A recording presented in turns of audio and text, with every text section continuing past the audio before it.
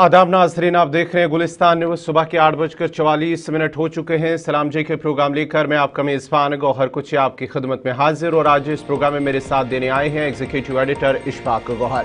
तो नाज़रीन, पहले हम आपको बताते चले कि ताखिर से प्रोग्राम शुरू हुआ है तकरीबन 5 मिनट, उसके लिए हम माज़रत ख्वाह है। और इस प्रोग्राम में हम जम्मू कश्मीर से लेकर मुल्क और उसके साथ साथ ही खलीज के अंदर क्या कुछ चल रहा है उस हवाले से हम ताज़ा अपडेट आप तक पहुँचाएंगे। ईरान और उसके साथ साथ ही अमरीका और इसराइल के हवाले से जो जंग है, आज उसका जंग का 25वां दिन है, और क्या मुज़ाकरात होंगे, क्या जंगबंदी होगी, उस हवाले से अगरचे सदर अमरीका की जानिब से कहा गया है, लेकिन ईरान इस हवाले से क्या कुछ कह रहा है उस हवाले से भी हम अपडेट करेंगे। और उसके साथ साथ ही कुछ और अहम खबरें हैं वो भी हम आप तक ज़रूर पहुँचाएंगे, लेकिन उससे पहले तारीख पर नज़र डालेंगे। आज 24 मार्च है और 24 मार्च को मुल्क और आलमी सतह पर क्या कुछ हुआ है वो हम आपको बताएंगे। उसके बाद ही खबरों का पिटारा खोलेंगे। और आज ही के दिन 24 मार्च साल 1883 में न्यूयॉर्क और शिकागो के दरमियान पहली मरतबा फोन पर बातचीत हुई है, वो आज ही का दिन था। और आज ही के दिन साल 1932 में अमेरिका में पहली बार चलती ट्रेन से रेडियो नशरियात हुई है, वो आज ही का दिन था। और आज ही के दिन 24 मार्च साल 1959 में इराक ने बगदाद मुआहदे से अलहदगी इख्तियार की, वो आज ही का दिन था।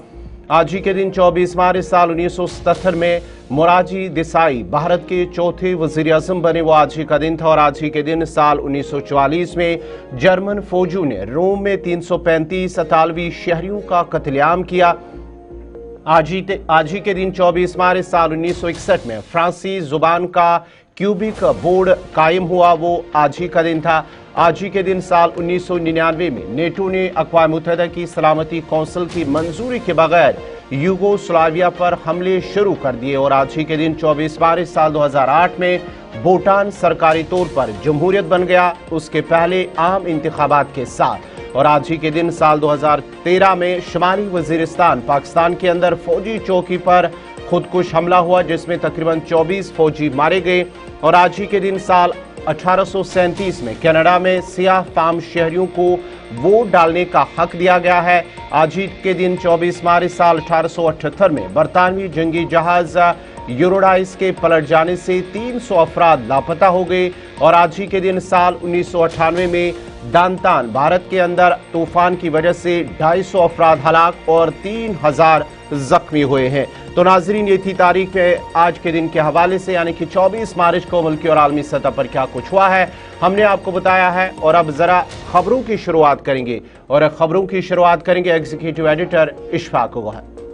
बहुत बहुत शुक्रिया आपका गौहर कुछ। और सबसे पहले जरा खबरों का आगाज करते हैं और आपको बताते हैं कि क्या कुछ होने जा रहा है भारत की सियासत के अंदर, क्योंकि भारत की सियासत के अंदर एक बड़ी खबर हम आपके सामने लेकर आ रहे हैं। और ये बड़ी खबर आप देखेंगे कि आज पूरे दिन और कल सुबह तक आप इस पर सुर्खियों और तबसरे और तजिए जो है वो सुनेंगे, क्योंकि मरकजी हुकूमत के सामने एक नया मंसूबा सामने है। और ये मंसूबा 2029 के इंतखाबात से कबल अमलाया जाएगा, और इसके तहत ख़वातीन के लिए मुख्सस की गई नशस्तों में लोकसभा के अंदर इजाफा होगा। एक बड़ी खबर हम आपको बता रहे हैं कि मरकजी हुकूमत वुमेन रिजर्वेशन एक्ट 2023 पर काम कर रही है, और इसमें मजीद तरमीम लाने की कोशिश की जा रही है।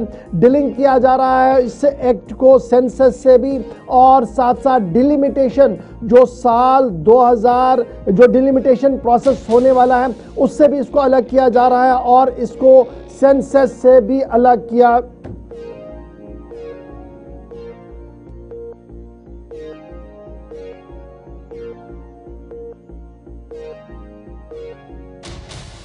के हवाले से बड़ी खबर हम आपको बता रहे हैं, जहां पर कुल मिलाकर 543 सीट से ये 816 तक जा सकती है इब्तिदाई रिपोर्ट्स के मुताबिक। और जो हमारे पास इतलात और खबर है कि नए कानून की जो कन्फिग्रेशन बनाई गई है उसके तहत तमाम रियासतों को कुछ न कुछ फ़ायदा मिल सकता है। बड़ी खबर हम आपको बता रहे हैं, जहां यूपी के अंदर इस नए तरमीम शुदा कानून जिसका इतलाक पूरे मुल्क के अंदर होगा, इससे यूनियन उत्तर प्रदेश के अंदर 120 सीटों के आसपास इजाफा होना है।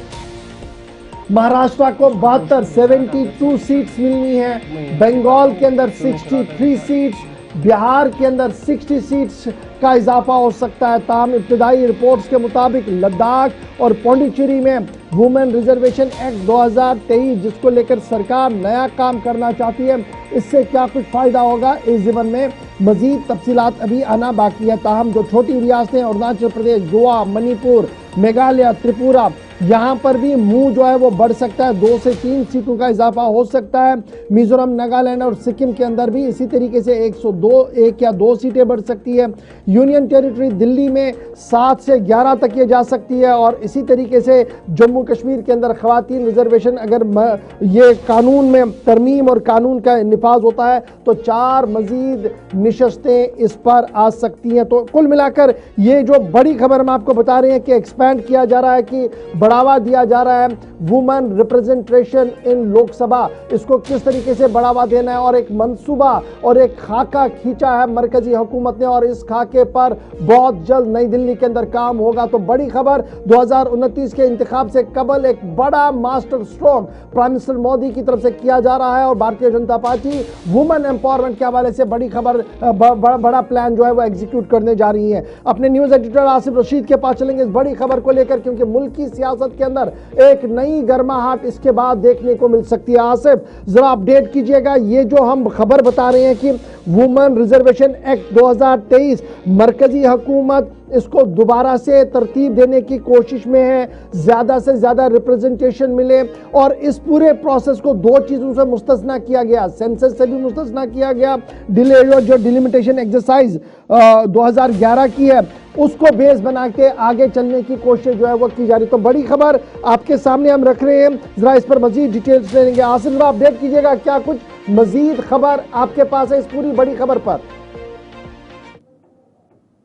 देखिए, 2 चीजें हैं और ये जम्मू कश्मीर समेत मुल्क के तमाम रियासतों और यूनियन टेरिटरीज यानी कश्मीर से कन्याकुमारी तक तमाम रियासतों और यूटीज के लिए अब तक की सबसे बड़ी डेवलपमेंट होगी पॉलिटिकली जब हम इसको देखेंगे। और इस कदम को जब पूरे भारत के अंदर इंप्लीमेंट कर लिया जाएगा तो खवातीन की नुमाइंदगी का वो जो बिल हमें याद है विमेन रिजर्वेशन एक्ट 2023 के नाम से लाया गया था, उसमें संशोधन, उसमें तरमीम की तैयारी की जा रही है।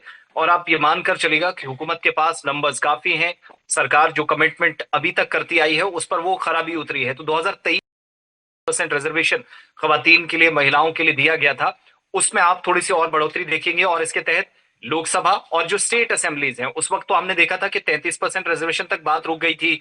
फिर कांग्रेस ने जो 2010 से 13 के दरमियान काम किया था खवातीन के लिए, उस पर बहुत बहस हुई थी। लेकिन अगर यहां इस पर हतमी मोहर लग जाती है, जो मुमकिन है लग जाएगी, बहुत सारे लोगों से बात हो रही है, तमाम स्टेट असेंबलीज के अंदर, लोकसभा के अंदर 1/3 जो निश्चितें, जो सीटें हैं, वो इस पूरे प्रोसेस, इस एक्सरसाइज के बाद खवातीन के लिए रहेंगी सरकार के इस मनसूबाबंदी के मुताबिक। अब आप याद रखिएगा कि हमारी जो जानकारी और सरकारी जराये से इस बात की कंफर्मेशन हुई है कि हुकूमत इसमें नहीं, अगले सेशन में ये बिल ला सकती है, अमेंडमेंट्स करवा सकती है, जिसके लिए एक प्रोसेस शुरू होगा। लेकिन हल्का बंदी जिस डिलिमिटेशन की 2027 तक हम अंदाजा लगाकर चल रहे थे कि पूरे मुल्क के अंदर डिलिमिटेशन हो जाएगा, वो जो 543 सीट्स हैं वो बढ़कर 750-800 के आसपास जा सकती हैं, वो फिगर भी अपनी जगह। और सेंसस 2011 जिसके मुताबिक हमारी जानकारी ये है कि 2000 ये जो 26-27 का सेंसस शुरू होने वाला है, इसके रिजल्ट्स तो बाद में आने हैं, लेकिन 2011 के सेंसस को बुनियाद बनाकर ही सरकार इस पर बाकायदा गौर खोज कर रही है कि वही जो नंबर्स हैं, वही जो आदादोशुमार हैं, वही पॉपुलेशन बेस्ड जो सर्विस है, सेंसस है 2011 का, उस पर सारी चीजें मुमकिन बनाई जाए। अगर ऐसा होता है तो इससे क्या होगा, 543 टोटल जो लोकसभा सीट्स हमारे पास हैं, जिसमें से जो टोटल अगर मिलाकर देखें, जो अभी तक की तजवीज है वो 816 तक जा सकती हैं और कुल मिलाकर 273 निशिस्तें खवातीन के लिए मखसूस होंगी, जो मौजूदा वक्त में 200 से कम है, जो एक बहुत बड़ा नंबर होगा, जो पूरी तरीके से सियासी मंजरनामे को तब्दील करने का काम करेगा। और यही समझ में आ रहा है कि इन नंबर्स के बढ़ने के साथ 2019 के इतलाक के साथ, यानी जो वन नेशन वन इलेक्शन वाली कहानी आप अभी तक सुन रहे थे, उसमें खवातीन की बहुत बड़ी रिप्रेजेंटेशन का हिस्सा मुल्क की तमाम स्टेट असेंबलीज के अंदर और लोकसभा के अंदर नुमाइंदगी के लिए भी तैयार होगा। एक तो वो ग्राउंड तैयार हुआ है। दूसरा, अगर ऐसा होता है तो आज जब हमने नंबर खंगाले तो पता चला कि इस सिलसिले में बड़ी पार्टी है, जिसमें बीजेडी है, शिवसेना है, इसके अलावा एनसीपी है, समाजवादी पार्टी है, शिवसेना उद्धव ठाकरे का जो ग्रुप है, वाईएसआर कांग्रेस के जो ग्रुप मेंबर्स हैं, उनके साथ वजारत दाखिला की जो जिम्मेदारान है उनकी बात हुई है। लेकिन कांग्रेस और टीएमसी, 2 बड़ी जमातें, उनके साथ इस कानून में तरमीम के हवाले से कोई बात नहीं हुई है। आम सहमति या जो आम मुत्तफिका तौर पर इस पर फैसला होना है वो उस पर बात किया जाना बाकी है। अगर ऐसा होता है तो बताया जा रहा है कि 29 मार्च को इस बिल को हो सकता है कि इसी मौजूदा सेशन में लाया जाए और अप्रैल के बाद जब आप नेक्स्ट सेशन की तरफ जाएंगे, मॉनसून सेशन में आगे जाकर चर्चा होगी। पास बाद में भी हो सकता है, लेकिन बिल 29 तारीख को आ सकता है। बावसूख जरा इस बात की कंफर्मेशन करा, और अगर ऐसा होता है तो मरकजी सरकार का 2023 का जो विमेन रिजर्वेशन बिल है उसमें उस वक्त कहा गया था कि नारी शक्ति या खवातीन को बाख्तियार बनाना, उन्हें सशक्त बनाना जो सरकार के मुताबिक उनकी एक प्रायोरिटी थी, उसमें इजाफा होगा। जब आप पूरी स्टेट्स और यूनियन टेरिटरीज को मिलाकर देखते हैं तो अगर इस पर अमल दरामद हो जाता है तो उत्तर प्रदेश मौजूदा 80 से नंबर जो शुरुआत में आपने कहा वो 120 तक जा सकता है, और कम से कम 40 नियर अबाउट 40 एक तिहाई हिस्सा या इससे थोड़ा सा ऊपर परसेंटेज आ रही है जो खवातीन के लिए, महिलाओं के लिए रिजर्व होगा। महाराष्ट्र जैसी स्टेट के अंदर 48 से 72 तक जा सकती हैं खवातीन के लिए, महिलाओं के लिए बड़ा हिस्सा इसमें होगा। वेस्ट बंगाल पॉलिटिकली बहुत ज्यादा मायने इस रियासत के इलेक्शंस, यहाँ की हुकूमत, यहाँ की पॉलिटिकल डेवलपमेंट्स रखती हैं, वो 42 से बढ़कर 63 के आसपास जा सकती है।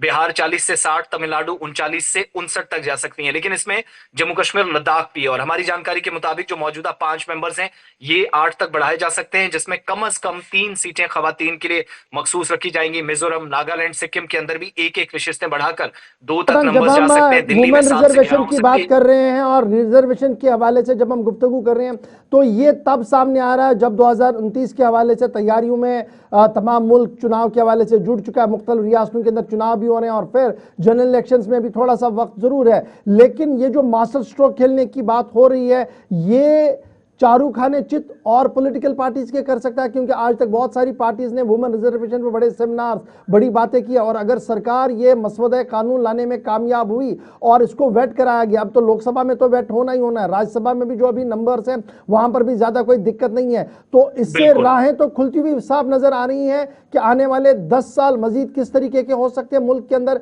सियासत के।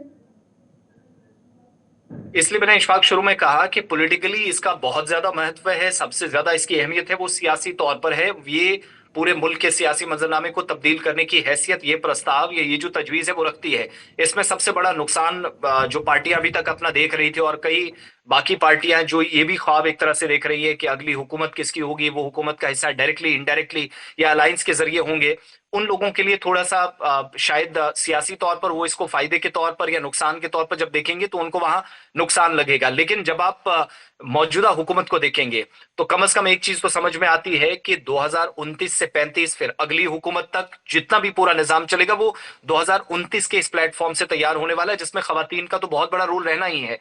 लेकिन बहुत हद तक आप तमाम रियासतों और यूनियन टेरिटरीज में एक इल्जाम लगता रहा बीजेपी पर कि डिलिमिटेशन कराने की तैयारी है, लेकिन उन स्टेट्स और यूटीज के अंदर आप निशिस्तें बढ़ा रहे हैं जहां पर आपको ऑलरेडी वोट बैंक अच्छा था, जहां से आप अच्छा खासा वोट लेते रहे और जहां से बड़ी तादाद में आपके मेंबर्स बनकर आए।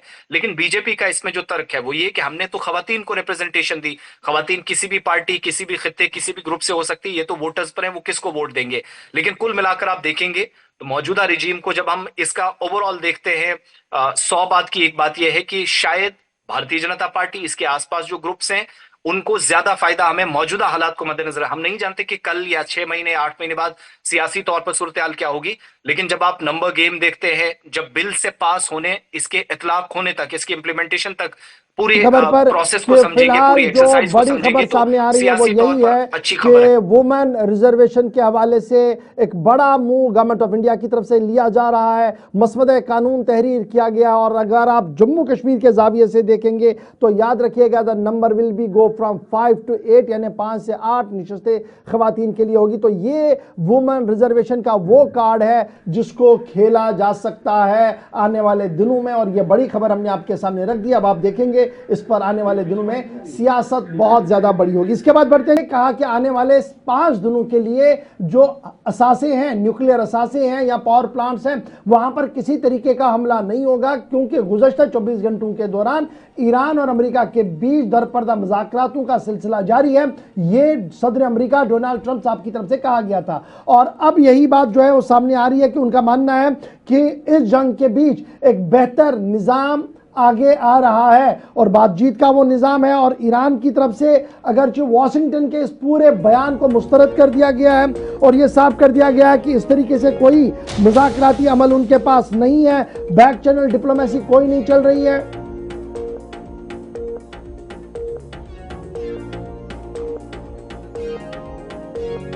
कि सदर डोनाल्ड ट्रंप ने एक बार फिर आज सुबह इस बात का इशारा दिया है कि मुज़ाकराती अमल के जरिए से इस मसले का हल निकाला जा सकता है। और जो अमरीकी क़यादत वहां पर मौजूद है, उस क़यादत ने बाज़ाब्ता तौर पर यह फैसला लिया है कि ईरान की क़यादत के साथ बैठकर मसले का हल निकाला जा सके। सदर अमरीका को यह उम्मीद है कि मसले का हल निकल सकता है। सदर अमरीका किन अल्फाज का इस्तेमाल कर चुके हैं, जरा फटाफट से इन बातों को सुन लीजिएगा।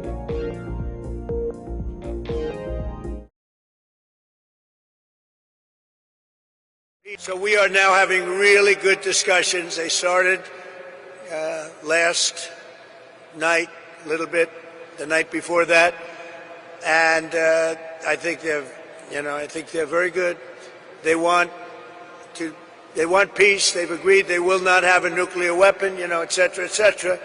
But we'll see. You have to get it done. But I would say there's a very good chance. But we'll see what happens. I think there's a very good chance we're going to end up in a deal.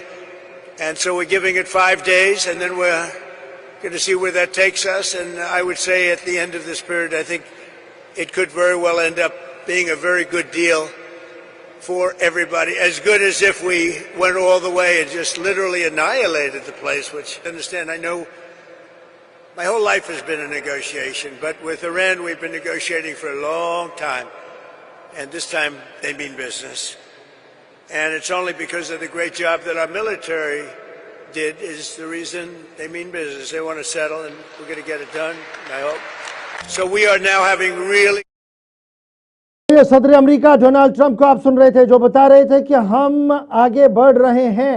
ये तो Trump साहब कह रहे हैं, लेकिन Trump के साथ जब आप ईरान की बात सुनेंगे तो आपको पता लगेगा क्या वाकई तौर पर दरपर्दा मुज़ाकरात हो रहे हैं, मुज़ाकरात की कोशिशें हो रही हैं, या आज के दिन में क्या कुछ हो रहा है। थोड़ा सा आपने और इंतजार करना होगा, क्योंकि एक एक करके एक परत से हम बात आपके सामने रखेंगे। लेकिन एक के बाद अब जरा बात इसके बाद जरा इसराइल चलते हैं, जहां पर बेंजामिन नेतन्याहू का बड़ा बयान सामने आया है। और बेंजामिन नेतन्याहू का मानना है कि अमेरिका के साथ मुसलसल वो मुज़ाकराती अमल को तेज किए हुए हैं, ताहम ईरान के खिलाफ कार्रवाई में किसी तरीके की कोई कमी नहीं होगी।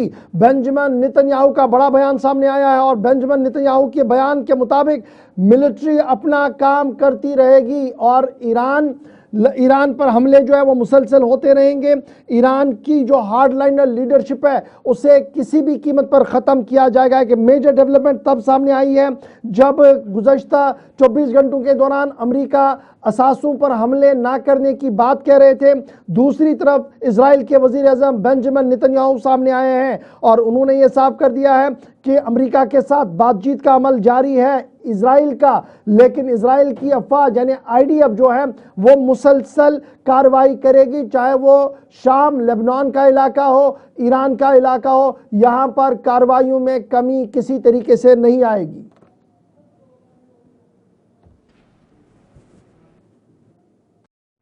אנחנו ממשיכים לתקוף, גם באיראן. מוקדם יותר היום שוחחתי עם ידידנו הנשיא טראמפ. הנשיא טראמפ מאמין שיש סיכוי למנף את ההישגים הכבירים של צה"ל וצבא ארצות הברית כדי לממש את יעדי המלחמה בהסכם. הסכם שישמור על האינטרסים החיוניים שלנו. במקביל, אנחנו ממשיכים לתקוף גם באיראן וגם בלבנון. אנחנו קודשים את תוכנית הטילים ותוכנית הגרעין עד דק. क्योंकि अमेरिका के सदर की जानिब से जहां कहा गया है कि मुज़ाकरात हो रहे हैं, बातचीत हो रहे हैं, लेकिन ईरान की जानिब से उन दावों को मुस्तरद कर दिया गया है। ईरान के वज़ीर ख़ारजा की जानिब से कहा जा रहा है कि फ़िलहाल बातचीत नहीं हुई है और ना ही होगी। और साथ ही साथ जो वज़ीर ख़ारजा ईरान के हैं अब्बास अराग़ची, उनकी जानिब से कहा जा रहा है कि ट्रंप के साथ या किसी भी ट्रंप इंतज़ामिया के साथ कोई बातचीत मुज़ाकरात नहीं हुए हैं और फिलहाल जंगबंदी भी नहीं होगी। और उसके साथ साथ ही उन्होंने कहा है कि फिलहाल बातचीत का हमारे पास तो ना ही कोई मामला आया है और ना ही हम बातचीत के लिए तैयार हैं। बाज़ाब्ता तौर पर उन्होंने उस बयान को मुस्तरद कर दिया है और साथ ही साथ उनकी जानिब से कहा गया है कि जंग फिलहाल जारी है और जब तक ये जो उन्होंने नुकसान किया है उसका मुआवजा भी अदा करना होगा। और उसके साथ साथ ही जो सफारती मुज़ाकरात हैं उस पर अगरचे जो मुख्तलिफ आलमी लीडरान हैं, रहनुमा हैं, उनकी जानिब से उस पर जोर दिया गया है और ट्रंप की जानिब से, इजरायली वज़ीर आज़म की जानिब से भी कहा गया, लेकिन ईरान ने उन सभी दावों को फिलहाल मुस्तरद कर दिया। कहा कि ना ही मुज़ाकरात चल रहे और ना ही जंगबंदी का फिलहाल कोई हमारे पास जो है बातचीत हो रही है। I don't think the question of talking with Americans or negotiation with Americans once again would be on the table, because we have a very bitter experience of talking with Americans. We negotiated with them last year in last June, and they attacked us in the middle of negotiations. And again this year, they tried to convince us that this time is different. They promised us that they don't have any intention to attack us, and they wanted to resolve Iran's nuclear question peacefully and to find a negotiated solution, and we finally accepted. But again, after 3 rounds of negotiation, and after the American team in the negotiation, said itself that we made a big progress, still they decided to attack us. So I don't think, talking with Americans anymore would be, on our agenda. चलिए जनाब, आप सुन रहे थे अमेरिकी Iran के वज़ीर ख़ारिजा Abbas Araghchi साहब को, जो बता रहे थे कि मुसलसल हम तो बातचीत कर रहे थे, लेकिन बातचीत के बीच जिस तरीके से अमेरिका ने पलटवार किया बाद में, और ये जो आज 5 दिन का वक्फा लिया जा रहा है, दरअसल ये मामला इसलिए है ताकि उन्हें अपनी रिबूटिंग करने का मौका मिल सके। छोटा सा ब्रेक ले रहे हैं, यहाँ पर ब्रेक के उस पार आएंगे तो आपको बताएंगे ईरान की अफवाज इस पूरे मामले पर क्या कुछ कह रही है, पाकिस्तान के अंदर क्या कुछ चल रहा है, और फिर आगे चलेंगे तो जम्मू कश्मीर की मौजूदा सूरत हाल से भी आपको रूबरू करवाएंगे। छोटा सा ब्रेक लेते हैं।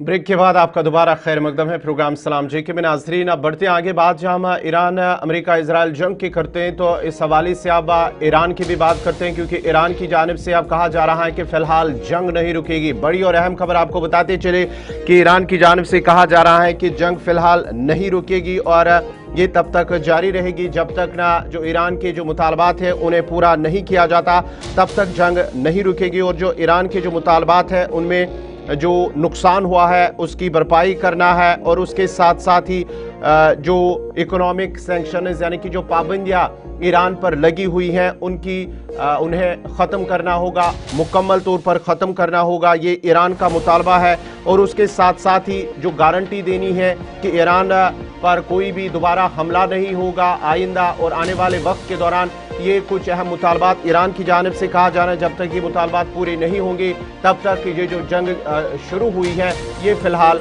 नहीं रुकेगी।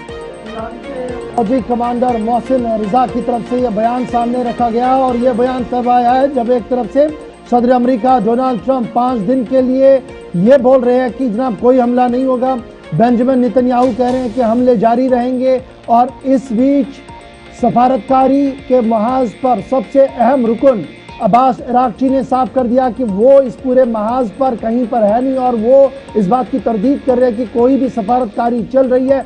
इस बीच मोहसिन रिजा का बड़ा बयान सामने आया है, और मोहसिन रिजा के मुताबिक पूरे मुल्क के अंदर इस वक्त इस बात पर यकजोही है कि ईरान अमरीकी ताकतों और सहूनी ताकतों के खिलाफ सफारा हो, उसी तरीके से जिस तरीके से पिछले 22 दिनों से मामला चल रहा है। तो ये बड़ा बयान जी ईरानी फौजी कमांडर मोहसिन रिजा की तरफ से सामने आया है।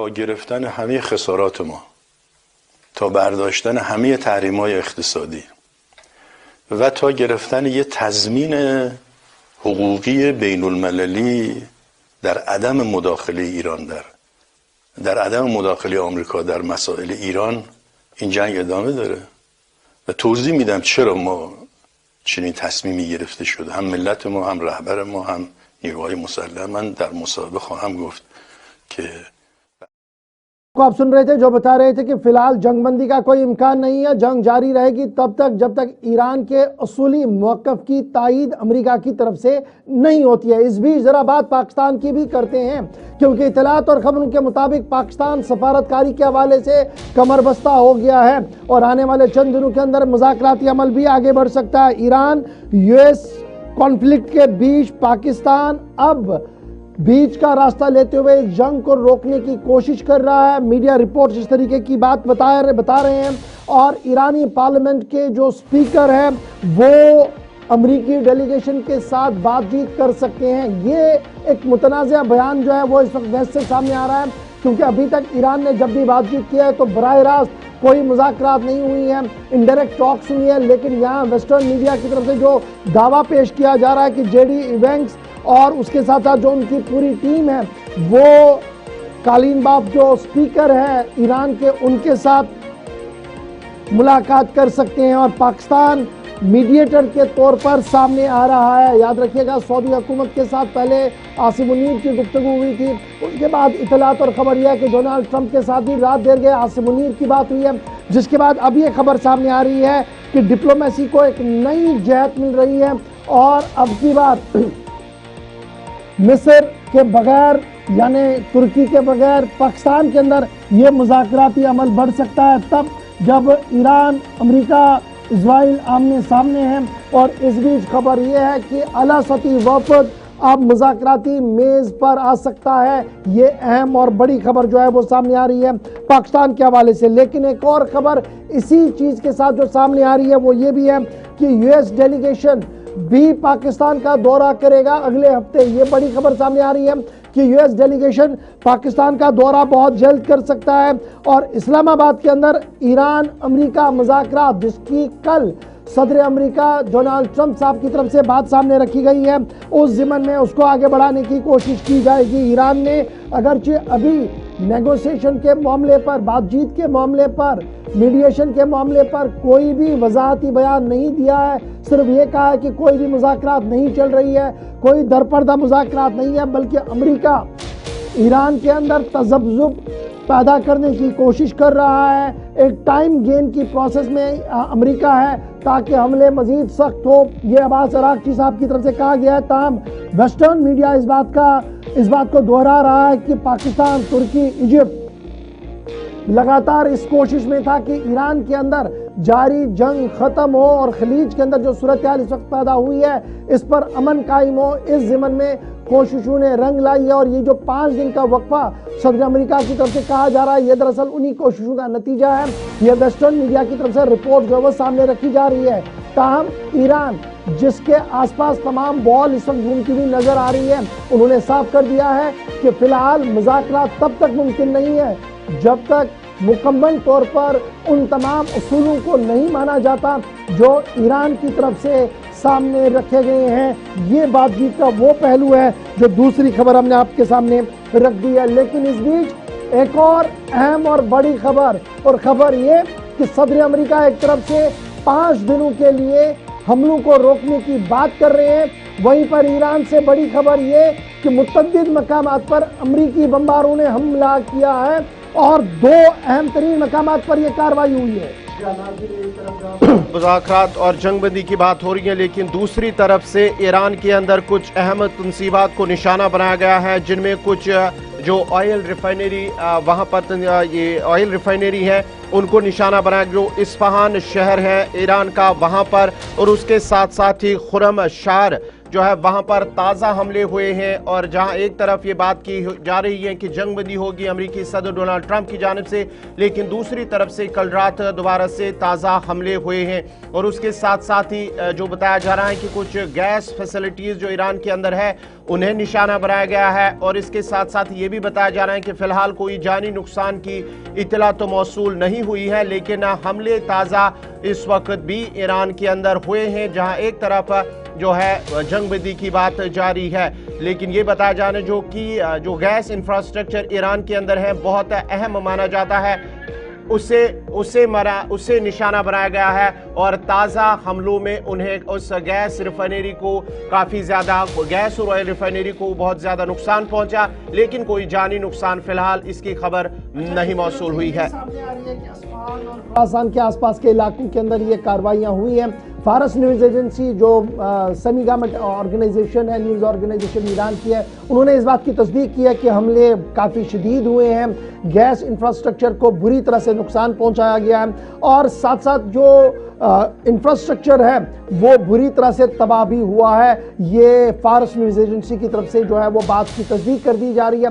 और इतना ही नहीं बल्कि ये भी कहा जा रहा है कि जो न्यूक्लियर फैसिलिटी पॉइंट्स है वहाँ भी निशाना बनाने की कोशिश की गई है। एक तरफ से अमेरिका मुसलसल 5 दिन वक्फे की बात कर रहा था, दूसरी तरफ से बेंजामिन नेतन्याहू कह रहे थे कि जो इजरायली अफवाज IDF जो है वो किसी तरीके से कार्रवाइयाँ नहीं रोकेंगे। तीसरी तरफ से ईरान कह रहा था कि यह टाइम गेनिंग है और हम जंग की हालात में हैं, जंग हमारी तरफ से नहीं रुकेगी, कोई भी पेशगी बातचीत नहीं आगे बढ़ेगी। और उसी बीच अब ये बात सामने आई है कि ईरान के मुख्तलिफ इलाकों के अंदर तनसीबात को नुकसान पहुंचाया गया है और सबसे बड़ा नुकसान gas pipeline, gas distribution system को पहुंचा है मुख्तलिफ इलाकों के अंदर। फारस न्यूज़ एजेंसी की तरफ से इस बात की तस्दीक कर दी गई है। आगे बढ़ेंगे जी, एक और अहम और बड़ी खबर की ओर आते हैं और बात जरा चीन की करते हैं। चीन बराह रास्त मुदाखलत भी और मदद भी ईरान की कर रहा है, ये किसी से ढकी छुपी बात नहीं है, लेकिन मौजूदा हालात के बीच चीन ने भी अपना ताज़ा तरीन बयान जो है वो जारी किया है और ताज़ा तरीन एडवाइजरी ईरान के हवाले से जारी करते हुए अपने लोग यानी जो चीनी बाशिंदे ईरान के अंदर मौजूद हैं उन्हें फौरी तौर ईरान से बाहर निकलने के लिए कह दिया है। जी नाजरीन, बात हम चाइना की कर रहे हैं तो चाइना ने अपने शहरी जो इजराइल के अंदर इस वक्त मौजूद हैं उन्हें वहां से निकलने की हिदायत जारी कर दी है। और जो ईरान के अंदर मिडिल ईस्ट के अंदर जो हालात है, ऐसे में अब चीन ने एक एडवाइजरी जारी कर दी है जो कि इजराइल या दीगर कुछ आसपास के इलाकों के अंदर जो चीनी शहरी है उन्हें वहां से निकलने के अहकाम जारी कर दिए, हिदायत दी है कि वो वहां से जल्दी निकले, क्योंकि हमले जो है वो लगातार अब इजराइल पर भी हो रहे हैं ईरान की जानिब से। और ऐसे में अब चीन की जानिब से जो मौजूदा हालात है इजराइल के अंदर, ऐसे में सभी चीनी शहरियों को इजराइल से निकलने की हिदायत जारी कर दिए गए हैं, क्योंकि ये भी माना जाता है कि आने वाले वक्त में शायद हमले जो है वो तेज हो सकते हैं और इस सिलसिले में वहां से इनखला करने की हिदायत जारी कर दी गई है। जितने भी चीनी शहरी इजराइल के अंदर है उन्हें वहां से निकलने के हवाले से कहा जा, और ये भी कहा जा रहा है जो इनखला होगा ये जो ताबा सरहद है वहां पर जो मिस्र के अंदर, मिस्र और उसके साथ साथ ही इजराइल वहां पर जो बॉर्डर मिल रहा है उनका, वहां से उन्हें इनखला किया जाएगा। ये चीन की जानिब से कहा जा रहा है कि फौरी तौर से उस सरहद पर पहुंचना है और उसके बाद ही इजराइल से वहां अपने शहरियों को निकाला जाएगा। ये फारस न्यूज़ एजेंसी के मुताबिक ये पहली बड़ी एडवाइजरी और खुली एडवाइजरी है जिसमें तमाम चीनी शहरियों को ईरान से बाहर निकलने का हुक्मनामा जारी कर दिया गया है।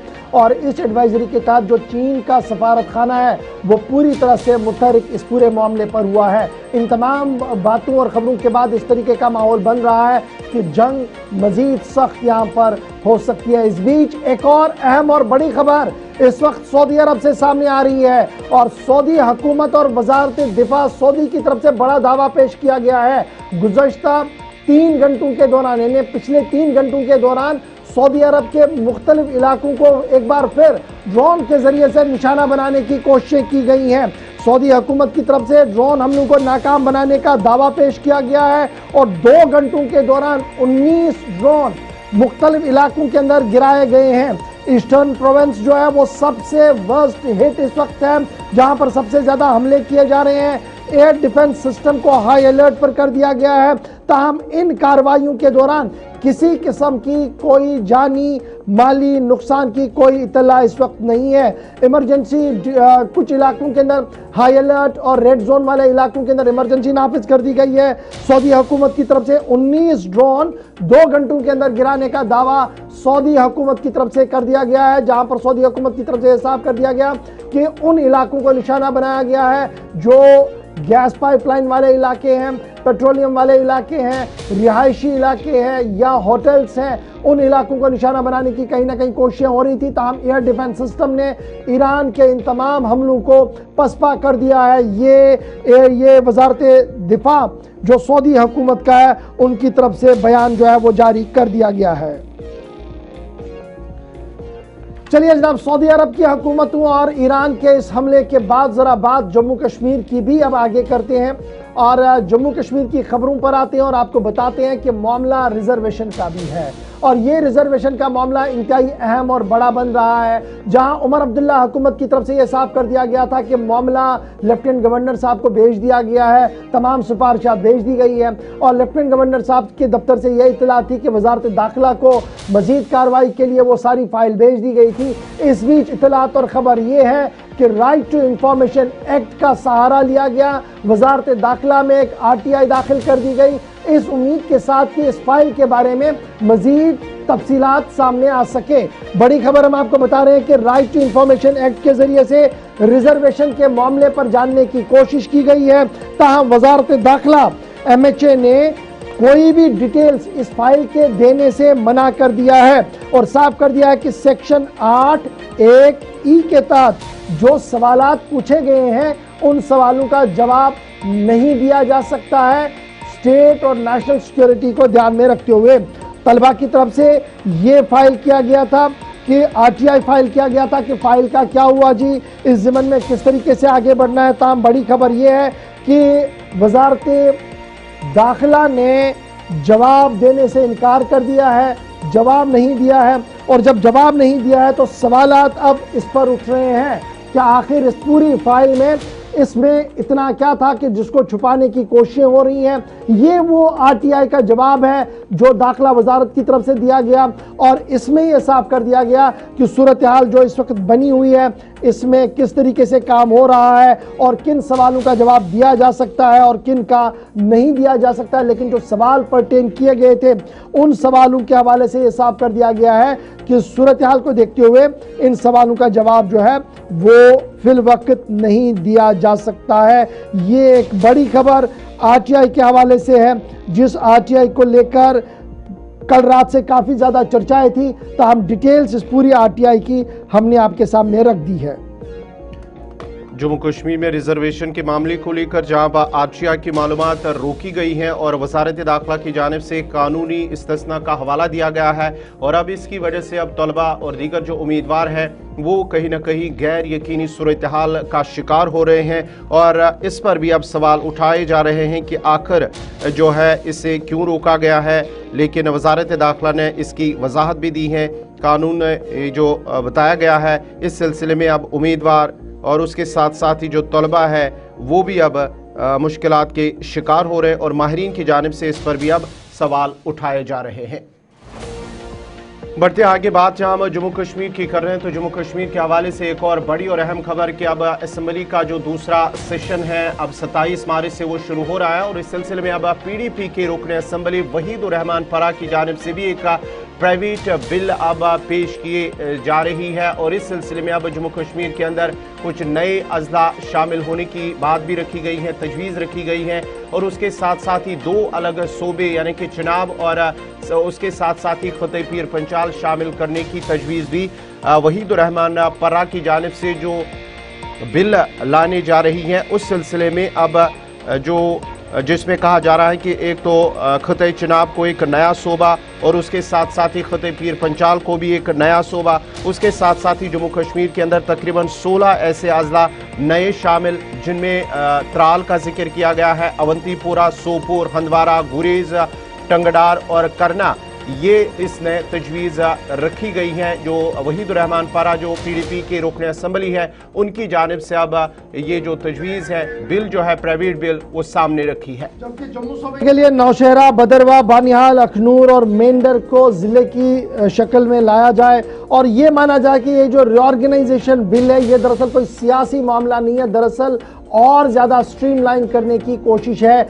ये बिल ऐवान के अंदर आएगा नहीं आएगा, इस हवाले से अभी तजब्जुब बरकरार है। आपको याद होगा कि पीपल्स डेमोक्रेटिक पार्टी की सदर महबूबा मुफ्ती ने चुनाव के दौरे के दौरान ये कहा था कि अलहदा सोबा होना चाहिए, सोबों की बात हो रही थी, जिसके बाद साबिक वज़ीर आला फारूक अब्दुल्ला साहब की तरफ से सख्त रद्द-ए-अमल भी आया था। लेकिन फाइनली अब ये ऐवान के अंदर दोबारा आ रहा है और मामला मुख्तलिफ अजला को बनाने के हवाले से, मुख्तलिफ सोबों को बनाने के हवाले से देखना होगा कि जब ये आएगा, ये रिऑर्गेनाइजेशन का ये कानून, अगर मसवदे कानून आता है तो कितना हंगामा इस पूरे मामले पर होगा और कौन सी पार्टी इस पूरे मामले पर क्या रुख इख्तियार करेगी, ये आने वाले दिनों में सियासत खुलकर सामने आएगी। फिलहाल पीपल्स डेमोक्रेटिक पार्टी के यूथ लीडर वहीदुर्रहमान पर्रा ने बाज़ाब्ता तौर पर मसवदे कानून तहरीर किया है। अब देखना है कि क्या इसको ऐवान के अंदर आने की गुंजाइश होगी या नहीं होगी, ये एक बड़ा सवाल है जी। इसके बाद जरा चलते हैं जी आगे, असेंबली की बात चल रही है तो जरा आपको असेंबली के हवाले से ही एक और खबर बताते हैं, क्योंकि तकरीबन 72 मसवदे कानून प्रपोज्ड बिल्स ऐवान के सामने हैं। 72 बिलें इस वक्त ऐवान के सामने हैं जिन्हें लिस्ट किया गया है। तो क्या ये 72 बिलें ऐवान के अंदर टेकअप की जा सकती है, नहीं की जा सकती है, एक बड़ा सवाल ये है। लेकिन बड़ी बात ये है, तवारीख इस बात की गवाह है कि आज तक बहुत कम प्राइवेट मेंबर्स बिल मंजूर हुई हैं। अब जब प्राइवेट मेंबर बिल की आप बात करते हैं, जहाँ थोड़ी देर पहले हमने आपको बताया कि वहीदुर्रहमान पर्रा बिल ला रहे हैं, वहीं पर तनवीर सादिक का बिल भी काफ़ी दिलचस्प है, जहाँ पर उन लोगों को ज़मीन देने की बात है, लैंड बिल जिसको कहते हैं, ये सुर्खियों के अंदर है। लिकर बैन, जॉब रेगुलराइजेशन और उसके साथ साथ मजीद बिलें जो है वो रखी गई हैं। लेकिन याद रखिएगा, सन 1980 या 80 के आसपास की जब आप कार्रवाई को देखेंगे तो 3 प्राइवेट मेंबर बिल आज तक सिर्फ पास हुए हैं। बिलें तो बहुत आती हैं, मुंह बहुत किए जाते हैं, वापस बहुत सारी लिए जाते हैं, गिर बहुत सारी जाती है, लेकिन कुल मिलाकर असेंबली का ये असेंबली हिस्ट्री इस बात की गवाह है कि सिर्फ 3 बिलें आज तक मंजूर हुई हैं। ताहम अब की बार भी जम्मू कश्मीर असेंबली के अंदर CPIM, People's Conference, People's Democratic Party, Bharatiya Janata party और नेशनल कॉन्फ्रेंस के मेंबरान ने अर्करेजी की है और मुख्तलिफ बिलों को तहरीर किया है। ऐवान के अंदर उसको पेश करने की कोशिश की जाएगी। इस कोशिश के साथ ये बिलें पास हो जाए, ये उम्मीद उनकी है। लेटेस्ट होप सो कि अब इस उम्मीद में क्या कुछ होगा, क्योंकि 72 बिलें ऐवान के सामने हैं। इनमें कितनी आनी है, कितनी जानी है, इस पर आने वाला वक्त ही फैसला किया जाएगा। अब चलते हैं जी आगे, बात जरा लेफ्टिनेंट गवर्नर साहब की भी करते हैं, क्योंकि लेफ्टिनेंट गवर्नर साहब की बात इसलिए बड़ी इंपॉर्टेंट है। आपको याद होगा कि मिलिटेंसी विक्टिम्स को मदद करना, उन्हें रिलीफ देना हुकूमत की तरजीहात में शामिल था, लेकिन कुछ वक्त के लिए यह प्रोसेस रुका पड़ा था। लेकिन पिछले 5-8 महीनों से लेफ्टिनेंट गवर्नर साहब मुख्तलिफ अजला में जाकर मिलिटेंसी विक्टिम्स को राहत पहुंचा रहे हैं, बाज़ाबातकारी के हवाले से उनके फॉर्मल ऑर्डर जारी करते हैं। इस वीक बड़ा बयान लेफ्टिनेंट गवर्नर साहब ने दिया और ये बयान हजारों लोगों के लिए राहत भरा है। दहशतगर्दी मुतासरीन हैं, उनके लिए कल बाज़ाब्ता तौर पर LG की जानिब से एक और जो है तकर्रुनामे उनमें तकसीम किए हैं और इस बार जो है ये कुदरती आफत के दौरान जो जांबाक मुलाजमिन हुए हैं उनके अहल खाना या जो वर्सा है उनके लिए भी इस तरह जो नौकरियाँ तकर्रुनामे हैं वो इसमें अब शामिल कर दिए गए हैं। और उसके साथ साथ ही LG ने हमदर्दाना नौकरी स्कीम की वुसअत देने की भी बात कही है और कुदरती अमवात के जो मुतासरा ख़ानदान हैं उन्हें भी इस जो स्कीम है उसमें शामिल किया जा रहा है। और तकरीबन अब तक 438 ऐसे अफराद हैं जो दहशतगर्दी से मुतासरा है, उनमें ये तकर्रुनामे तकसीम किए हैं। और उन्होंने साथ ही साथ कहा है कि अगर उसमें कुछ देरी भी लगती है लेकिन उसमें साफ शफाफ तरीके से पहले तहकीकात हो रही है, छानबीन हो रही है, उसके बाद ही मुतासरा जो अहल मुतासरीन हैं उन्हें बाज़ाब्ता तौर पर ये जो तकर्रुनामे हैं वो दिए जा रहे हैं। उन्होंने कहा कि गुज़िश्ता इन सालों के दौरान उनके साथ नाइंसाफ़ियाँ हुई है और वो हम चाहते हैं कि उन्हें अब इंसाफ मिले, और इस सिलसिले में जो मुतासरीन हैं उनकी जानिब से LG इंतज़ामिया और ख़ुद LG का भी शुक्रिया अदा किया जा रहा है।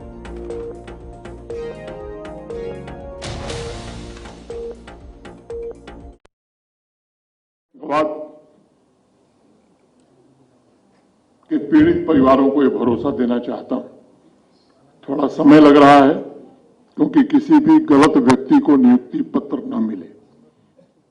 इसकी पूरी तरह से तहकीकात जिला स्तर पर जिला SSP और जिला कलेक्टर कर रहे हैं।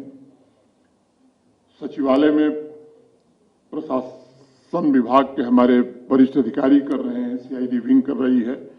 लेकिन इतना मैं आज इस सभागार में जरूर कहना चाहता हूं कि आतंकवाद से पीड़ित परिवार के जो भी सदस्य हैं, कोई भी जम्मू कश्मीर में नहीं बचेगा। सबको सरकारी नौकरी शीघ्र प्रदान कर दी जाए।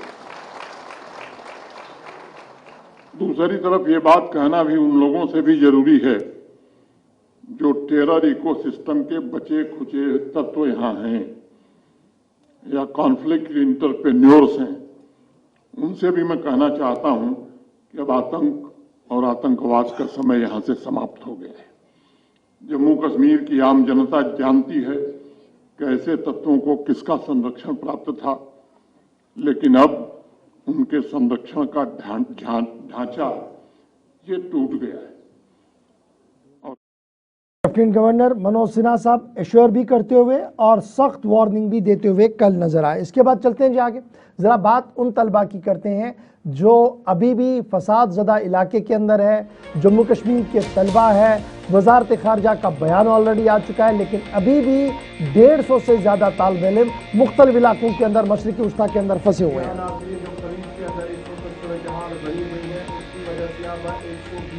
जो भारतीय तलबा हैं वो अस्तारा के अंदर फंसे हुए हैं। तकरीबन 8 से जो 20 तलबा हैं वो रोज़ाना की बुनियाद पर अज़रबैजान जो सरहद है वहाँ से उन्हें निकाला जा रहा है, और उसके साथ साथ ही जो एग्ज़िट क्लियरेंस है उसमें ताख़ीर हो रही है, जिसकी वजह से जो इनखला है इन तलबा का वो काफ़ी सुस्त रवी का शिकार हो रहा है। और उसके साथ साथ ही जो वजारत खारजा है उनकी जानिब से कोशिशें की जा रही हैं कि उनको बहिफाजत महफूज तरीके से इनखला किया जाए, जो अज़रबैजान सरहद है वहाँ से उन्हें निकाला जाए। इस तरह की कोशिशें की जा रही हैं, लेकिन अभी तक जो है 120 भारतीय तलबा है वो फ़िलहाल अस्तारा के अंदर फंसे हुए हैं, और इनमें से 200 के करीब मेडिकल स्टूडेंट जो है वो ईरान के अंदर ही फंसे हुए हैं। उनमें कुछ वादी कश्मीर से ताल्लुक़ रखने वाले कुछ तलबा है वो भी अभी भी फंसे हुए हैं, और जिसको लेकर वालिदैन भी काफ़ी ज़्यादा परेशान हैं। लेकिन वजारत खारजा और जम्मू कश्मीर हुकूमत दोनों के साथ रब्ता कर रहे हैं। उसके साथ साथ ही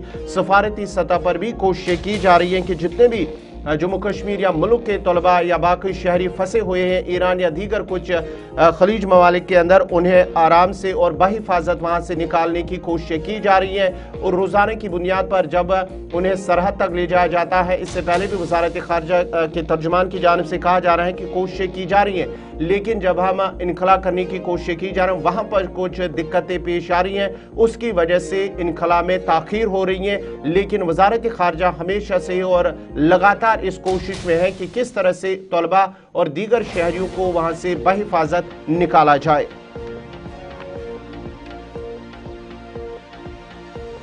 चलिए जनाब, ये तो बात थी उन तलबा की जो जंग ज़दा इलाके के अंदर है, फसाद ज़दा इलाके के अंदर है, और उनकी वतन वापसी घर वापसी के हवाले से इक़दाम किए जाने हैं, मज़ीद वुसअत उसमें लाने की ज़रूरत है। लेकिन ज़रा बात करते हैं उन तलबा की जो वादी कश्मीर के अंदर ज़ेर तालीम है, और अब जंग का असर यहाँ पर भी पड़ता हुआ नज़र आ रहा है।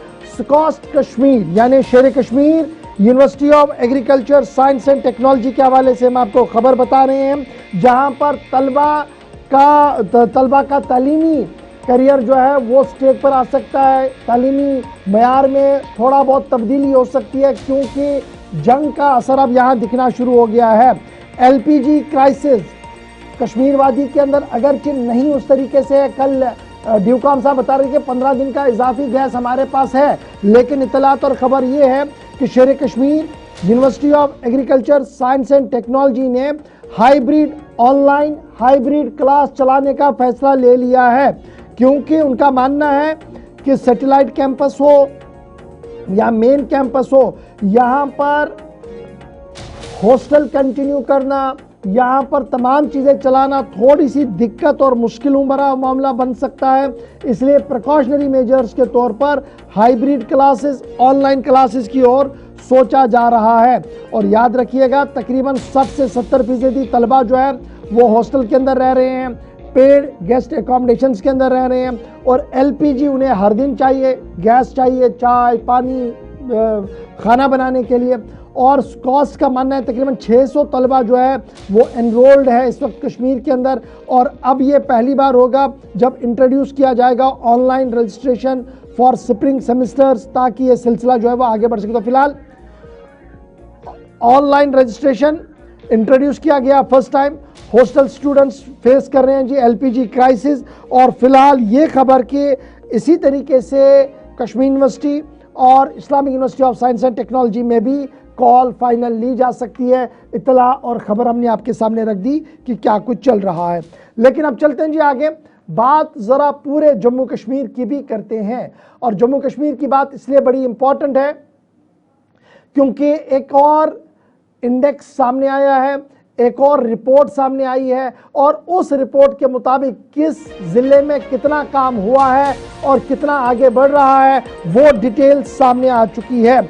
और ये जो इस वक्त हम आपके सामने खबर रख रहे हैं कि district good governance index DGGI का 5वां सेशन रिलीज कर दिया गया है। गुड गवर्नेंस इंडेक्स का एक और शुमारा जारी कर दिया गया है, और इसका मकसद यह है कि आप ट्रांसपेरेंसी और अकाउंटेबिलिटी को यकीनी बनाएं। जम्मू कश्मीर हुकूमत की तरफ से district good governance index DGGI 5.0 जारी कर दिया है, और इसने 20 के 20 अजला को फाइनेंशियल ईयर 2024-25 के अंदर इवैल्यूएशन में डाला। और उसके बाद ये साफ किया कि ये जो इवैल्यूएशन होगी ये तकरीबन 50 से ज़्यादा इंडेक्टर्स हैं जिन पर आपको अपनी बात रखनी है। 10 की सेक्टर्स हैं जिनको देखा जाएगा। और जब ये तमाम रिपोर्ट सामने आई उसमें जम्मू के लिए एक बड़ी खबर इस वक्त है कि जम्मू ज़िला टॉप ऑफ द लिस्ट आया है जी। जम्मू डिस्ट्रिक्ट जो है वो टॉप ऑफ द लिस्ट आया है, और इसने तमाम रैंकिंग्स में बेहतरी लाई है। गुड गवर्नेंस के मामले पर जम्मू डिस्ट्रिक्ट में बेहतरी है। DDGI की स्कोरिंग के मुताबिक जम्मू के बाद पुलवामा, फिर सांबा, फिर कठुआ है। लेकिन एक बड़ी बात जो है, एग्रीकल्चर एलाइड सेक्टर्स के अंदर पुलवामा, किश्तवाड़, डोडा, इंडस्ट्री एंड कॉमर्स में श्रीनगर, गांधरबल, और फिर ह्यूमन रिसोर्स डेवलपमेंट में बडगाम, अनंतनाग, कुलगाम टॉप रैंकिंग में। पब्लिक हेल्थ में कुलगाम रैंकिंग 1 पर, फॉलोड बाय सांबा और फिर जम्मू। फिर इसी तरीके से सिटीजन सेंट्रिक गवर्नेंस में कुलगाम और Srinagar. Financial inclusion in social welfare, legal and public safety, public infrastructure, environment में अक्रॉस जम्मू कश्मीर के अंदर जो है ये तमाम चीज़ें की गई थी। और ये बातें साफ हो रही है कि ये जो पोर्टल पे रैंकिंग जारी की जा रही है इससे पता लगता है कि सूरत हाल किस ज़िले में क्या कुछ है। सीधे श्रीनगर चलेंगे, हमारे साथ इमरान नाइक को ज्वाइन कर चुके हैं। इमरान ज़रा अपडेट कीजिएगा। हर बार हम देखते हैं रैंकिंग जारी होती है, दावे पेश किए जाते हैं। अब की बार जो रैंकिंग पेश की गई है इसके बुनियादी अकराज मकासद क्या क्या थे, और किस तरीके से जम्मू को on the top of the list रखा गया है, और ऑन द बॉटम में कौन कौन से हैं? देखिए, जहां तक इस जो गवर्नमेंट ऑफ जम्मू कश्मीर की तरफ से DGGI रैंकिंग जारी कर दी गई है, इसका बुनियादी मकसद ये है कि जितने भी डिस्ट्रिक्ट्स हैं उनकी जो कारकर्दगी है उसको मंजर आम पे लाना है। और इसका परफॉर्मेंस का मकसद ये है कि जो गवर्नमेंट की स्कीम्स है, जो गवर्नमेंट की पॉलिसीज है, जो गवर्नमेंट के प्रोग्राम्स है, वो प्रोग्राम्स, पॉलिसीज और स्कीम्स किस तरह से ऑन ग्राउंड इम्प्लीमेंट की जाती है, और ना सिर्फ इम्प्लीमेंट की जाती है बल्कि उसका फिर आउटकम क्या होता है। चाहे हम हेल्थ सेक्टर की बात करें, एजुकेशन सेक्टर की बात करें, हम स्पोर्ट्स इंफ्रास्ट्रक्चर की बात करें, जितने भी या ह्यूमन रिसोर्स डेवलपमेंट की बात करें, प्लानिंग और एग्जीक्यूशन की बात करें, मजमूई तौर पर जितने भी सेक्टर्स होते हैं जो गवर्नमेंट की तरफ से हर डिस्ट्रिक्ट के लिए कैपेक्स बजट दिया जाता है और डिस्ट्रिक्ट लेवल पर एक डिप्टी कमिश्नर उस कैपेक्स बजट को किस तरह से इस्तेमाल करता है और न सिर्फ इस्तेमाल करता है कि जो गवर्नमेंट के पास एक प्लान होता है, एक प्लानिंग होती है कि हर डिस्ट्रिक्ट में हमें स्कीम्स को किस तरह से अमल और लाना है, हमें किस तरह से इंफ्रास्ट्रक्चर को डेवलप करना है, हमें किस तरह से इंडस्ट्रीज एंड कॉमर्स को के लूप होल्स को न सिर्फ दूर करना है बल्कि इसको एम्पावर भी करना है, डेवलप भी करना है। जैसे आपने डिटेल्ड में कहा कि जम्मू पहले नंबर पे है, इसी तरीके से बाकी डिस्ट्रिक्ट्स की बात करें, श्रीनगर इंडस्ट्रीज एंड कॉमर्स में पहले पायदान पर है, इसी तरीके से बड़गाम और खासकर पुलवामा डिस्ट्रिक्ट की बात करें तो एग्रीकल्चर सेक्टर को लेके उन्होंने नुमाया कारकर्दगी दिखाई है।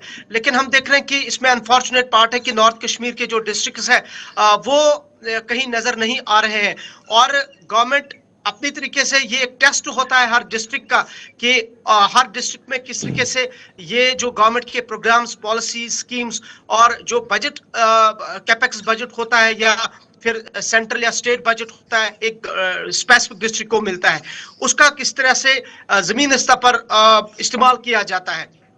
और इसमें हर एक सेक्टर का, जैसे आपने डिटेल्ड में जिक्र किया कि हर एक सेक्टर का इसमें जो है उसको मेंशन किया जाता है और जिस तरह से जम्मू पहले नंबर पे है तो जाहिर सी बात है ये जम्मू डिस्ट्रिक्ट के लिए या वहां की आवाम के लिए एक अच्छी खबर भी है और खासकर जो जम्मू एडमिनिस्ट्रेशन है, जाहिर सी बात ये अप्रिशिएट उन्हीं को जाता है अगर गवर्नमेंट की DGI रिपोर्ट सामने आती है और जो डिस्ट्रिक्ट्स 10 नंबर से कम है या टॉप 5 में या टॉप 3 में नहीं है या टॉप 10 में नहीं है, इसका मतलब है कि उन डिस्ट्रिक्ट्स में गवर्नमेंट की पॉलिसीज, गवर्नमेंट के प्रोग्राम्स या गवर्नमेंट की स्कीम्स या गवर्नमेंट का जो कैपेक्स बजट है उसका इस्तेमाल नहीं किया जाता है सही तरीके से, लैप्सेस है या कहीं ना कहीं ये इंतजामिया की ना अहली उन एडमिनिस्ट्रेटर्स की है या ना सिर्फ डिस्ट्रिक्ट सतह पर बल्कि अगर हम देखें पंचायत लेवल पर भी या अर्बन लोकल बॉडीज में हम जब देखते हैं टाउन्स के अंदर तो कहीं ना कहीं ये उस चीज को जाहिर करता है कि उसे और दूर करने की जरूरत है। सो ओवरऑल हम देख रहे हैं कि जहां तक इस नटशल को हम इस रिपोर्ट को देखते हैं तो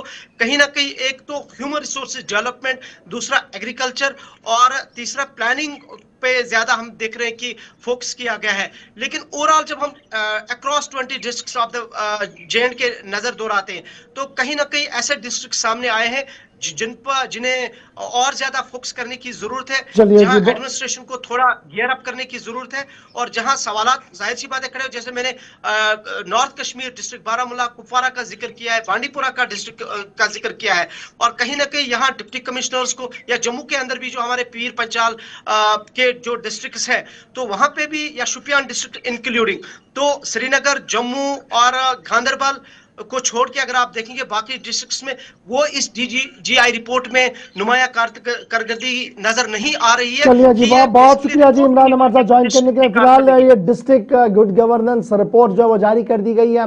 मुख्तलिफ अजला के अंदर, मुख्तलिफ सेक्टर्स के अंदर मुख्तलिफ डिस्ट्रिक्ट्स ने कारकर्दगी बेहतर की है, लेकिन Jammu on the top of the list जो है वो इस वक्त सामने आ रहा है। इसके बाद जरा बात करते हैं मरकज के एक और बड़े फैसले की। और मरकजी हुकूमत ने आफाती समावी से निपटने के लिए मुख्तलिफ इकदाम तो किए हैं, लेकिन अब वेदर फोरकास्ट को मजीद बेहतर बनाने की कोशिश की जा रही है और जम्मू कश्मीर के अंदर वेदर फोरकास्ट निज़ाम को मजीद अपग्रेड करने की कोशिश की गई। नाज़रीन, मरकजी हुकूमत की जानिब से अब जम्मू कश्मीर के अंदर साल 2026 तक पहला जो एग्रो वेदर स्टेशन है वो कायम होगा और इस मिशन में मौसम फेज 2 का मुल्क भर में तकरीबन 200 स्टेशन लगेंगे 2026 में। इस तरह के मरकज की जानिब से इसका ऐलान कर दिया गया है और रियल टाइम डाटा जो है वो ज़राअत को मिल सकता है, यानी कि जो ज़राअत के साथ जो जुड़े लोग हैं, एक शोबा है, उन किसानों को, बाग मालिकान को काफ़ी ज़्यादा फ़ायदा होगा क्योंकि उनको उस हवाले से प्रॉपर जो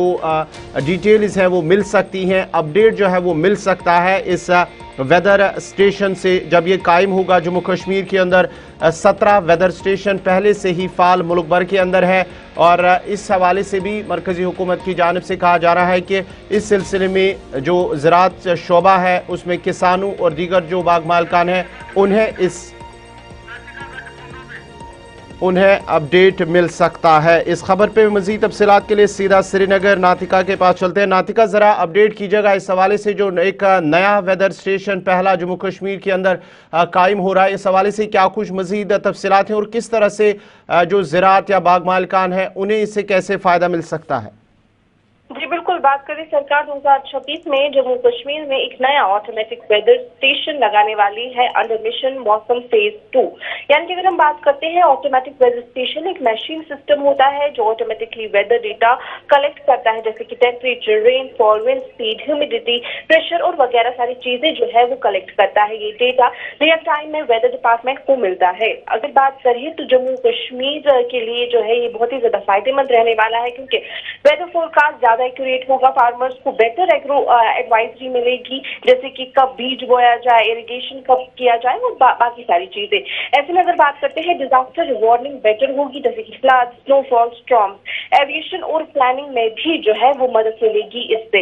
यानी कि अगर हम बात करें तो इंडियन मेट्रोलॉजिकल डिपार्टमेंट के पास ऑलरेडी इंडिया में 1000+ यानी कि 1000 से ज्यादा AWS है और जम्मू कश्मीर में भी 17 ऑलरेडी चल रहे हैं। लेकिन अब एक और स्पेशल एग्रो AWS ऐड होगा जो एग्रीकल्चर रिलेटेड मॉनिटरिंग जो है वो इम्प्रूव कर सकेगा। और साथ ही आपको बता दें कि सरकार वेदर मॉनिटरिंग सिस्टम को स्ट्रॉन्ग बना रही है ताकि जम्मू कश्मीर में फोरकास्ट जो है वो बेटर हो, फार्मिंग और डिजास्टर मैनेजमेंट में भी हेल्प मिले, इसलिए ये जो है यहाँ पर लाया जा रहा है। जी चलिए, बहुत शुक्रिया। नातिका भट्ट बता रही थी कि एक और स्टेशन लग रहा है जी यहाँ पर, जिससे किसानों को फ़ायदा मिलेगा और वेदर एक्यूरेसी जो है वो मिलेगी कि बारिशें कब हो सकती हैं, किस शिद्दत की हो सकती हैं। और इस तरीके से एक और स्टेशन जो 17वां स्टेशन होगा उसको फ़ाल बनाया जाएगा महकमे मौसमियात के ज़रिए से यहाँ पर। अब चलते हैं जी आगे, ज़रा बात उस मीटिंग की भी करते हैं जिस पर तमाम नज़रें मरकूज़ थी, क्योंकि दाखिला सेक्रेटरी गोविंद मोहन की सरबराही में अहम तरीन इजलास मुनक्किद हुआ था और उस इजलास के अंदर आने वाले गर्मियों में सयाहत सीज़न के अंदर किसी तरीके की कोई खलल ना पड़े, सयाहत उरूज पर रहे और साथ साथ बेसिक इंफ्रास्ट्रक्चर पर भी ध्यान दिया गया है। न सिर्फ इतना बल्कि सिक्योरिटी हिसार को किस तरीके से आगे बढ़ाना है, सरहदों से लेकर अंदरूनी इलाकों के अंदर किस तरीके से सिक्योरिटी का दायरा मजीद सख्त और वसी करना है, उस ज़िम्मन में भी कल एक खाका जो है वो तरतीब दे दिया गया है। और माना जा रहा है कि कल के पूरे इनपुट्स लेने के बाद दाखिला वजीर को इस पूरी मीटिंग से भी आगाह किया जाएगा। गोविंद मोहन ने कल अहम तरीन इजलास जम्मू कश्मीर के हवाले से बुलाया था। जी नाजरीन, जिस तरह से home secretary union home secretary की जानिब से एक आला सतही इजलास जिसमें जम्मू कश्मीर की मजबूरी जो सिक्योरिटी सूरत हाल है उस पर तबादुल ख्याल किया गया है और अब अहकामात भी जारी कर दिए गए हैं कि जो सयाहती सीज़न आने वाला है, यानी कि अब उस सिलसिले में जम्मू कश्मीर के जितने भी सयाहती मकामात हैं वहाँ पर सिक्योरिटी के फुल प्रूफ इंतजामात किए जाएंगे। और ये कदम उस वक्त उठाया जा रहा है जब गुज़श्ता साल अप्रैल के अंदर जो पहलगाम हमला हुआ था सयाहती मकाम बाइसरन के अंदर, उसके बाद ही अब सिक्योरिटी को मज़ीद मजबूत बनाने के इकदाम किए जा रहे हैं। और इस सिलसिले में कल जो मीटिंग हुई है, अब सभी जो सिक्योरिटी जो अफसरान हैं फौज के, पुलिस के और दीगर इंटेलिजेंस इदारों, उन्हें ये हिदायत दी गई है, अहकामात जारी कर दिए गई हैं कि वहाँ पर जो भी सयाहती मकामात जम्मू कश्मीर के अंदर है फुल प्रूफ सिक्योरिटी के इंतजाम किए जाएंगे। और उसके साथ साथ ही जो सरहद है, चाहे लाइन ऑफ कंट्रोल की बात करेंगे या कि फिर बैन अल-अक़वामी सरहद की बात करेंगे, वहाँ पर भी सिक्योरिटी को सख्त करने की, क्योंकि आने वाले वक्त में जो अब गर्मी का सीज़न होगा उसमें दरअंदाजी की कोशिश की जाएगी। और ये भी कहा जा रहा है कि लॉन्च पैडिंग वहाँ से तैयार है, वो तैयारी कर रहे हैं दरअंदाज। इस सिलसिले में भी वहाँ पर भी सिक्योरिटी को मजीद मजबूत बनाने पर जोर दिया गया है। एक और अहम और बड़ी बात, श्री माता वैष्णो देवी के लिए दर्शन के लिए आने वाले यात्रियों की हिफाजत को मजीद सख्त बेहतर बनाया जाए, अरेंजमेंट्स पूरे किए जाएं और साथ साथ सालाना श्री अमरनाथ जी यात्रा जो अब शुरू होने जा रही है जम्मू कश्मीर के अंदर, इसमें भी कबल अज़ वक्त तैयारियां की जाएं और तमाम लोगों को हर मुमकिन मदद मिले। इस ज़िम्मन में भी प्लान को हतमी शक्ल दे दी गई और एडिशनल डिप्लॉयमेंट श्री अमरनाथ यात्रा के हवाले से जम्मू कश्मीर के अंदर आएगी। इस ज़िम्मन में भी प्लान को तरतीब दे दिया गया है। जी चलिए जनाब, चलते चलते ज़रा एक और अहम और बड़ी खबर से आपको रूबरू करवाते हैं और बात करते हैं साबिक वज़ीर आला डॉक्टर फारूक अब्दुल्ला पर हुए कातिलाना हमले की। आपको याद होगा कि जम्मू के अंदर डॉक्टर फारूक अब्दुल्ला एक निजी फंक्शन के अंदर थे, जिसके बाद उन पर कातिलाना हमला हुआ था। पुलिस ने बर्वक्त कार्रवाई की थी, आला सतही कमेटी तश्कील दे दी गई है। और इस बीच इतलात और खबर ये है कि फारूक अब्दुल्ला पर जिस शख्स कमल सिंह जमवाल ने हमला किया था, उसका जुडिशल रिमांड बढ़ा दिया गया है। 6 अप्रैल तक अदालत ने उसे जुडिशल रिमांड के अंदर दे दिया है। याद रखिएगा, नेशनल कॉन्फ्रेंस के सदर फारूक अब्दुल्ला पर 11 मार्च को हमला करने की कोशिश की गई थी ग्रेटर कैलाश इलाके के अंदर, जब वो एक शादी की तकरीब में थे, लेकिन मौजूदाती तौर पर वो वहाँ से बच निकले थे और उसके बाद ही जमवाल पर शिकंजा कसा गया था। पहले 5 दिन की रिमांड ले ली गई थी और अब मजीद रिमांड जो है वो 6 अप्रैल तक दे दी गई है, जुडिशल कस्टडी दे दी गई है। और अब पुलिस जो है वो अपना चार्जशीट भी फाइनल कर रही है। और इस बीच जो बेल की बात सामने आ रही थी कि जमवाल की तरफ से बेल की दरख्वास्त की गई है, फिलहाल उसे भी शायद नामंजूर किया गया है। SIT अपना काम कर चुकी है, जिसकी सरबराही deputy inspector general of police कर रहे हैं और उनका मानना है कि तमाम तर सूरत हाल को देखते हुए केस को तरतीब और तहरीर किया जा रहा है। ये डॉक्टर फारूक अब्दुल्ला पर हुए कातिलाना हमले के हवाले से खबर हम आपके सामने रख रहे हैं। चलिए जनाब, 10 बज रहे हैं। फिलहाल प्रोग्राम सलाम JK में आज हमारे साथ बस इतना ही। आप बने रहेंगे हमारे साथ, एक मुख्तसर सा वक्फा होगा, वक्फे के उस पार खबरों का सिलसिला गुलिस्तान न्यूज़ पर जारी रहेगा। अल्लाह हमी व नासिर।